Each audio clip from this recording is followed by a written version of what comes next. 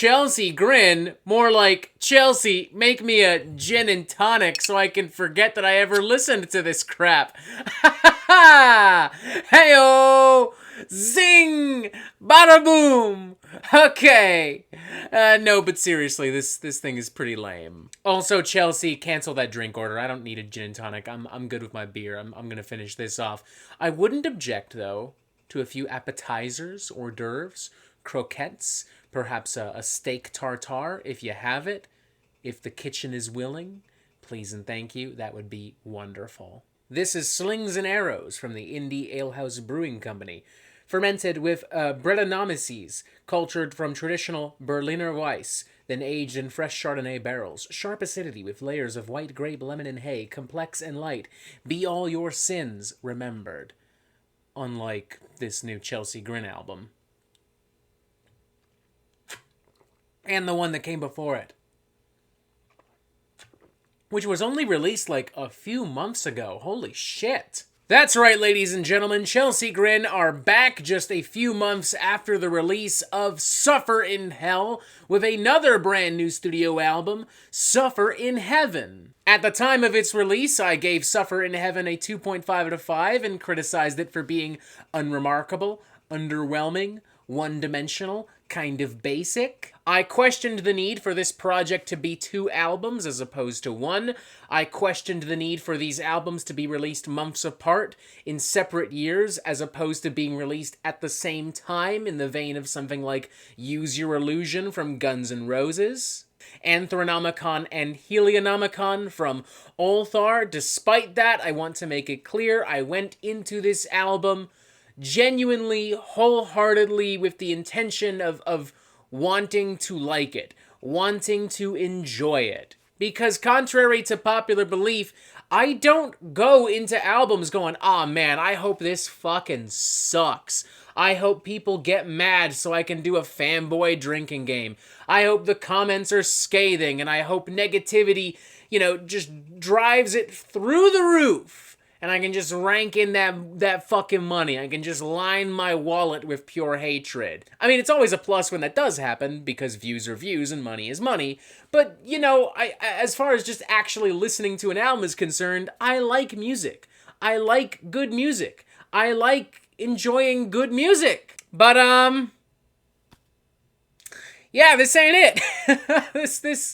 This just ain't it, folks. I'm sorry. I'm honestly a little sorry. I don't even want to have to do this. It's St. Patrick's Day, man. I mean, this isn't going online on St. Patrick's Day, but I'd love to just sit here and party with y'all and drink and be like, "Yo, this thing is fucking tight. Check it out." But I'm sorry, it's not. It's just not. Yeah.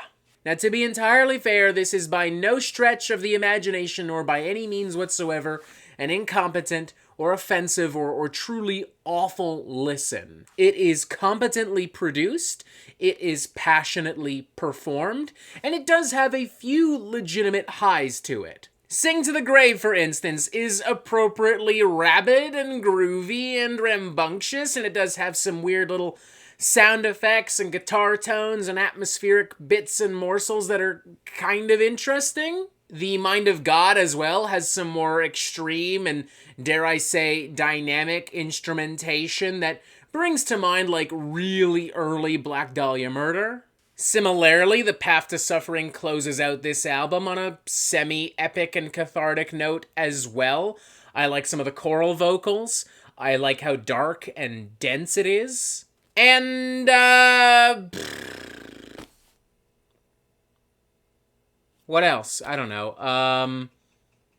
It didn't annoy me.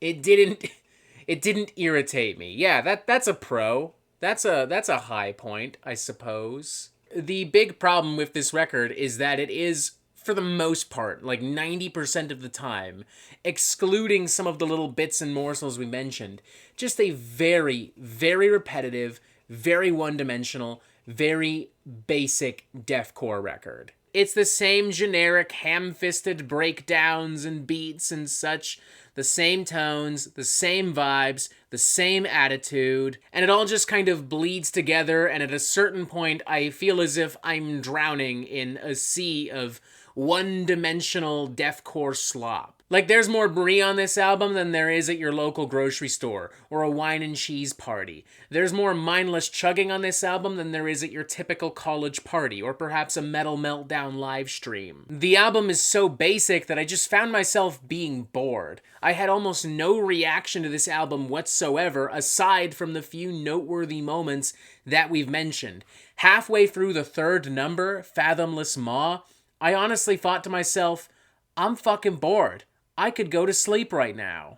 The album is short at least, thank God for that, clocking in at just under 27 minutes, but keeping in mind that this is essentially the second half of a double album, and now I can't help but escape the feeling that I've just spent 53 minutes listening to extremely unremarkable and totally forgettable deathcore just over a longer period of time. Speaking of, I really still don't understand why this is a double album at all. Why both albums were not released together on one day back in November. Why were they released months apart in different years? Why was this a double album at all? I feel like this could easily be condensed into like a 35-minute album, and boom, that would have been it. There's no grand high-concept storyline to follow, and it's not as if Chelsea Grin are doing a ton of experimentation here.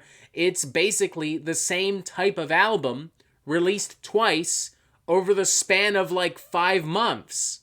Why? Compare this to the aforementioned Anthronomicon and Helionomicon from Ulthar. These albums showed Ulthar going into different territories. One side was the more typical kind of progressive blackened death metal that Ulthar had previously done. The other was a lot more cosmic, a lot more abstract, a lot more celestial. Not entirely different, but just different enough to justify its existence. Just different enough that I understand, okay, these are 2 albums. They're just being released at the same time. Got it. Cool. Thank you. I guess as a standalone record, it's like a 2.5 out of 5. Like leaning towards a 2 out of 5, but a 2.5 out of 5 nonetheless. If we're looking at both albums together as a proper double album, though, then this entire endeavor gets a strong 2 out of 5 from me. If you are a hardcore Chelsea Grin fan, like if you are ride or motherfucking die for Chelsea Grin, more power to you. You'll probably love this album. Please continue to do so. If you happen to be a more casual, deathcore, modern metal listener, like if you're just coming into this looking for a bunch of breakdowns and gnarly, beefy beats and such, you'll get that. More power to you. Enjoy this album. Please continue to enjoy this album. To everyone else, honestly, steer clear. If you're desperate for a dose of deathcore, then go check out the Suicide Silence album from last week. It's not really perfect either, but it's probably a more consistent and varied listen than what we have here. So yeah, 2.5 out of 5 as a standalone record.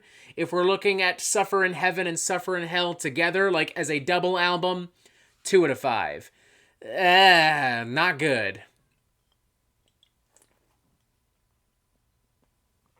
Not good at all.